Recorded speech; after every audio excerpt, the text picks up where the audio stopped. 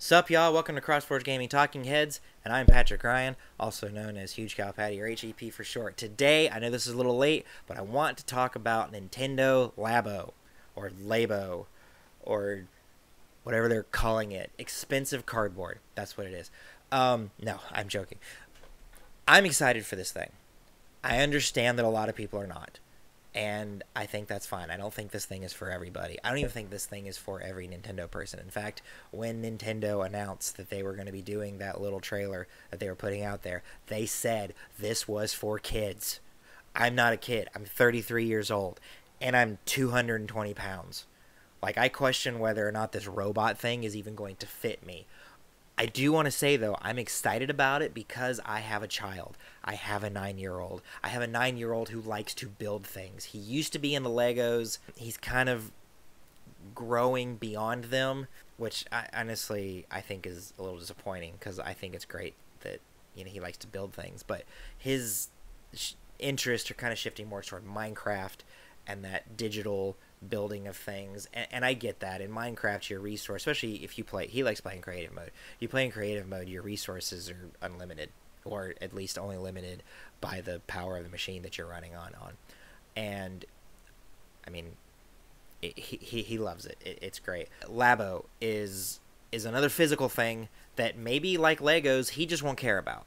But I'm really hoping that it will help teach him not just how to build things, but how cranks and levers and other things move and work together, pulley systems, and because that's how Labo works. If you looked at the reveal trailer very closely, you got a little glimpse of the back of the robot, and when the kid is going like this and he's stomping his feet around, the little pulley system is moving, and that's clearly how it's communicating with the Switch software. I kind of wish I had a Joy-Con with me right here because I'd show you. A lot of people don't know that on the bottom of the right Joy-Con, I believe it might be the left one, I don't know, it's a camera, an infrared camera, and it's reading reflections of light off of these little reflectors that are in there. And this actually comes from, at the same time that they released the trailer, they were letting certain members of the press actually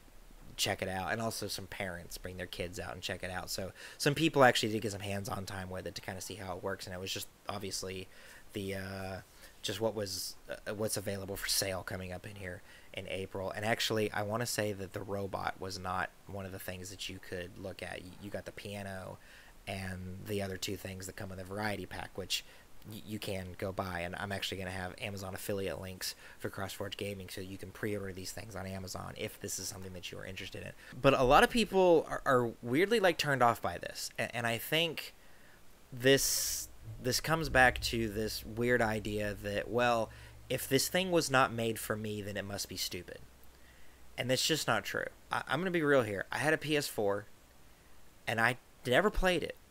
I played the heck out of Infamous Second Son, and I wound up not really liking it. I think I played it for as long as I did because I spent all that money on it, and I felt like I kind of had to.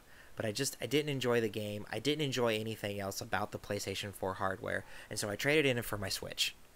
Okay, it's not a big deal. Somebody else out there might be thinking, why in the world would you trade your PS4 for your Switch? The PS4 is so much better. And to you, that's probably true. And in a lot of ways that are measurable, it is true. The PS4 is a lot more powerful than the Switch, but I can't pick my Switch up and my PS4 up and walk out my door with it. That's just not something I could do. Not easily, anyway. Sure, I could rig some weird contraption up to my body and hang a monitor over my head and play like that, but it's ridiculous. I'm not going to do that. There's an appeal to Labo for me, and I get that there's not an appeal to Labo to some other people. But why in the world wish that it just didn't exist? That doesn't make any sense to me. And this has been going on. This is not anything new. This has been going on for as long as there have been fans of things. Even in something like, AMD Ryzen came out, Intel's going to go under, and I'm so happy that Intel's getting what they deserve. I'm an AMD guy. I don't really like Intel. I don't want to pay the Intel tax. It's just not something that I'm interested in. Do I want Intel to go away? Well, no. Because if that happened, what happened to Intel while AMD was basically not competing with them at all would happen to AMD. Intel got very comfortable with their seat at the top of the food chain. And we hadn't seen any innovation come out of Intel in years. I mean, really, since AMD released their first multi-core CPUs, which a lot of people, maybe forget that. AMD did that first, and then Intel started doing it. Competition's good. So Labo is going to be here on April 20th. If you're not interested in it, don't buy it. And let the rest of us have fun with it. Who knows? I might buy it, and my kid might not really enjoy it, and I might be like, wow, I just spent $80 on a bunch of cardboard in a game that's no good, and I'll turn around and I'll trade it in. That kind of thing. And I just... It is what it is. Enjoy what you enjoy. Let other people enjoy what they enjoy.